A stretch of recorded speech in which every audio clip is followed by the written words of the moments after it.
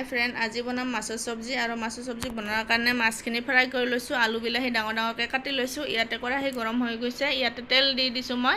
আৰু ইটো কেৰাহীতে মই মাছখিনি ভাজি লৈছিলোঁ আৰু ইটোতে চব্জিটো বনাম। এয়া ডাঙৰ ডাঙৰকৈ কাটি লোৱা আলুখিনি মই ধুনীয়াকৈ ভাজি ল'ম এতিয়া ৰঙা ৰঙাকৈ।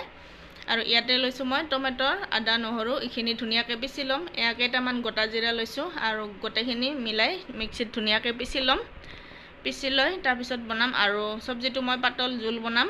আৰু ইয়াতে আলুখিনি ভাজা হৈ গৈছে, ৰঙা ৰঙা হৈ গৈছে আৰু আলুখিনি ভালকৈ সিজিও গৈছে ধুনীয়াকৈ। ইয়াতে মই কেইটামান গোটা জিৰা দি দিম। এয়া গোটা জিৰা দি অকণমান লৰাই দি তাৰপিছত পিচি থোৱা মছলাখিনি দি দিম। এয়া টমেটৰ, আদা নহৰু জিৰা পিচি থোৱা এইখিনি দি দিছোঁ মই এতিয়া। আৰু দি ভালকৈ লৰাই দি ভাজি ল'ম 2-3 মিনিটমান। মানে আদা নহৰু টমেটো এইখিনি কেঁচা গোন্ধখিনি যোৱালৈকে ভালকৈ ভাজি ল'ম। এতিয়া দিছোঁ মই নিমখ হালধি আৰু নিমখ হালধি দি ধুনীয়াকৈ লৰাই দি অকণমান সময় মই ঢাকি থৈ দিম। আৰু ঢাকি থৈ এয়া আমাৰ হৈ গ'ল চব্জি প্ৰায় ধুনীয়াকৈ ভাজা হৈ গৈছে আৰু পূৰা তেল ওলাই গৈছে আৰু আলুখিনিও ধুনীয়াকৈ সিজি গৈছে। এতিয়া মই ইয়াতে মছলা পিচি থোৱা পানী দি দিছোঁ অকণমান আৰু দি পেলাই আৰু লৰাই দিম। লৰাই দি এয়া হৈ গ'ল প্ৰায় আমাৰ চব্জি। ইয়াতে মই জোলৰ কাৰণে পানী দিছোঁ আৰু ধুনীয়াকৈ চব্জিটো উতল আহিছে। আৰু ইয়াতে মই মাছখিনি দি দিছোঁ।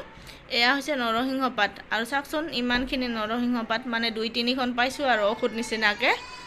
তাকে মই চব্জিত দি দিছোঁ মানে ধুনীয়া চব্জিটো ভাল গোন্ধাব বুলি। আৰু এয়া নৰসিংহ পাত ইয়াতে নাপায়, আজি বহুত দিনৰ মূৰত মানে নৰসিংহ পাত পাইছোঁ আৰু তাকে চব্জিত অকণমান দিছোঁ। আৰু চাটনি অকণমান পিচিছোঁ, গোটা মগু জলকীয়া টমেটৰ আদা নহৰু নৰসিংহ পাত সেনেকৈ চাটনি পিচি লৈছোঁ। আৰু ইয়াতে মই অকণমান দিছোঁ নেমু চিপি। এয়া আমাৰ হৈ গ'ল খানা। এইফালে আছে চাটনি, নেমু, পিঁয়াজ, ভাতকেৰেলা আলু ভাজি, জলকীয়া ভাত আৰু এইফালে হৈছে আলু বিলাহী মাছৰ চব্জি। তো ভিডিঅ'টো ভাল লাগিলে লাইক এটা কৰি দিব।